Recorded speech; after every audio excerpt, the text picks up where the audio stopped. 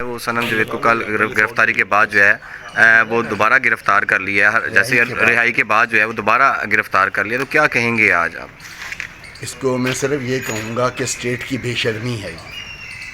اب ہوا یہ ہے کہ آئی جی جو ہے، اگر صوبے کا آئی جی جو ہے وہ ہائی کورٹ میں یہ اسٹیٹمنٹ دیتا ہے پہلے آن ریکارڈ کہ اس پہ 2 مقدمے ہیں، اور پھر جب اس کو تیسرے مقدمے میں نامزد کیا جاتا ہے تو ہم کنڈیمٹ آف کورٹ موو کرتے ہیں کہ جی یہ اپنی دی ہوئی کمٹمنٹ کو ڈس آن کر رہے ہیں۔ اس پہ کورٹ جو ہے ان کو ریٹن رپلائی کے لیے کہتی ہے۔ ہم مین وائل اس دن جس دن ان کی پیشی ہوتی ہے، یہ ادھر کورٹ میں ایک ریٹن جواب رپلائی داخل کرتے ہیں، اور اس میں ہمیں بتاتے ہیں کہ سنم کے خلاف 4 کیسز تھے، مین جو 96، 109 اور 1271 اور 366۔ پھر ہم 366 میں اس کو ریلیز کرا لیتے ہیں، یہ سوچتے ہوئے کہ صوبے کا آئی جی یہ کہہ رہا ہے تو یہ جھوٹ نہیں بول رہا ہوگا۔ اس کو پھر یہ رات کو کڈنیپ کر لیتے ہیں۔ میں اسے گرفتاری نہیں کہوں گا، اس کو 7:30 بجے ہم جیل سے نکالتے ہیں، یہ اس کو اٹھا لیتے ہیں، اور ابھی تک ہمیں یہ نہیں معلوم ہے کہ اس کو کس پرچے میں نامزد کیا انہوں نے۔ اور رات کو ہم جب لیڈی پولیس اسٹیشن ملنے جاتے ہیں تو مجھے یہ کہا جاتا ہے کہ ڈی آئی جی انویسٹیگیشن نے سختی سے پابندی لگائی ہے کہ سنم کے ساتھ کوئی نہیں مل سکتا، اور وہ ساری رات ہم اس سے نہیں ملے ہیں۔ ابھی تک ہمیں نہیں پتہ ہے کہ اس کو کس پرچے میں نامزد کیا گیا یا اس پہ کیا چارج ہے۔ اب آتے ہیں کورٹ میں، ڈیوٹی مجسٹریٹ صاحب کے سامنے پیش ہوتے ہیں، ہم وہاں بتاتے ہیں کہ یہ اس طرح کر رہے ہیں۔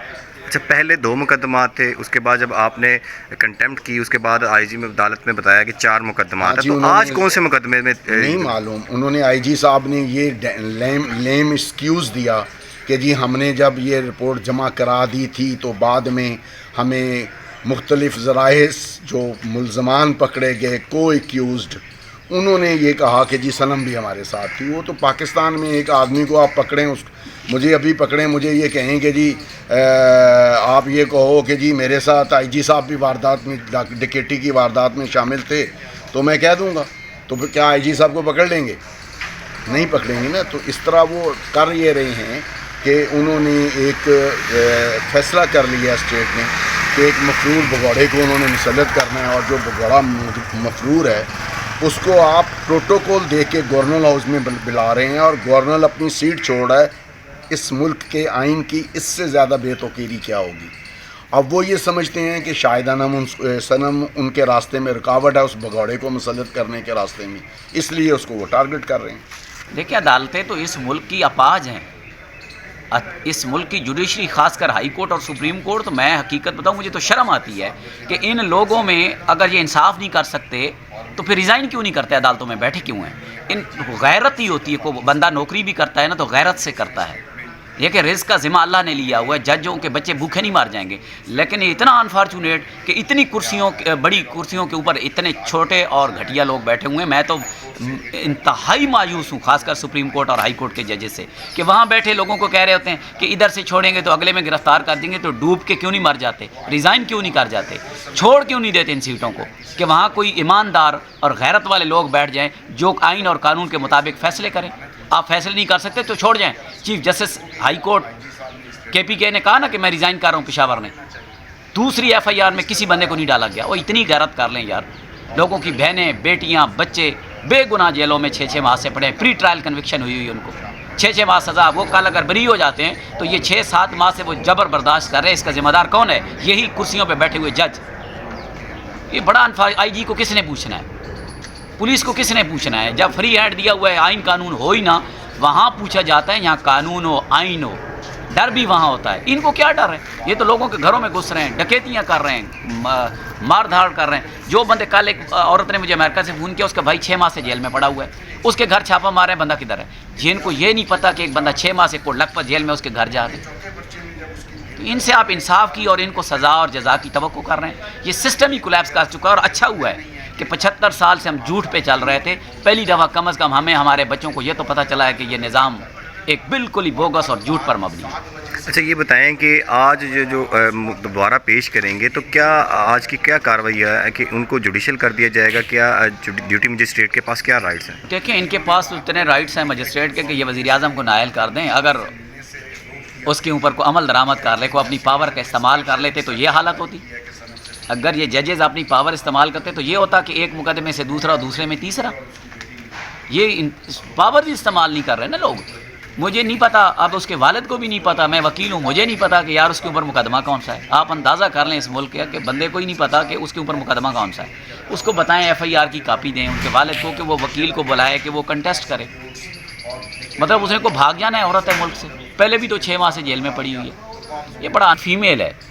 ہمارے لاء کے اندر اس کو ویسے بھی بہت زیادہ فیسیلیٹیٹ کیا جاتا ہے. ہمیں تو یہ پڑھایا گیا تھا کہ ڈکیتی اور قتل کے علاوہ عورت کا ریمانڈ نہیں ہو سکتا. یہاں تو حیرانگی ہے کہ کوئی الزام بھی نہیں ہے، کوئی الزام بھی نہیں ہے. ایک پرچے سے نکالتے ہیں، دوسرے سے تیسرے میں، مطلب مذاق اڑایا جا رہا ہے عدالتی سسٹم کا، عدالتوں کا.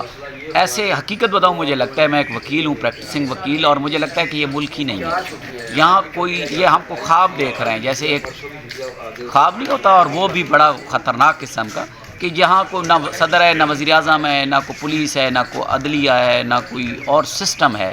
کہ جیسے جنگل میں بھی کوئی قانون ہوتا ہے، یا کہ یہاں قانون نہیں. ایک عورت سے آپ کو کون سا خوف ہے؟ کیا کیا ہے اس نے؟ 6 ماہ بعد اس کا ڈنڈا برآمد کرا رہے ہیں. مجھے بتائیں، ڈنڈا کون سا کوئی ایٹم بم ہے؟ ڈنڈا کہیں کے نعرے لگا رہی. بے نظیر کا مرڈر ہوا. بے نظیر کے مرڈر میں لاہور میں تھا. $6 بلین کی پاکستان کو نقصان ہوا.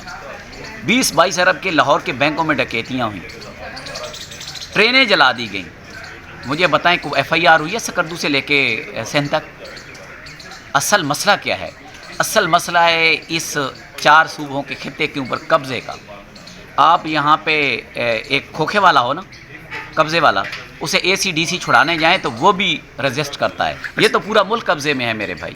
اچھا سر، یہ بتائیں کہ IG صاحب نے جب عدالت میں بتایا کہ صنم جاوید کے خلاف پہلے 2 مقدمات ہیں، جب کنٹیمپٹ کی گئی، مطلب 2 مقدمے میں جیسے ڈسچارج کیا گیا یا ضمانتیں منظور کی گئی، اس کے بعد دوبارہ گرفتار کیا گیا.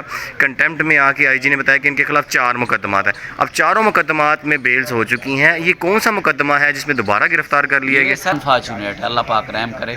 بہرحال دیکھتے ہیں، جو بھی آرڈر کریں گے وہ میکسیمم کیا کر سکتے ہیں. وہ کہیں گے جی 7-8 یہ تو میری جوزیکشن نہیں ہے، وہ بس وہ 1-2 دن کا راہداری ریمانڈ دے دیں گے، اور یہ نیکسٹ ورکنگ ڈے میں جو ہے یہ ATC لاہور میں پیش کر دیں گے.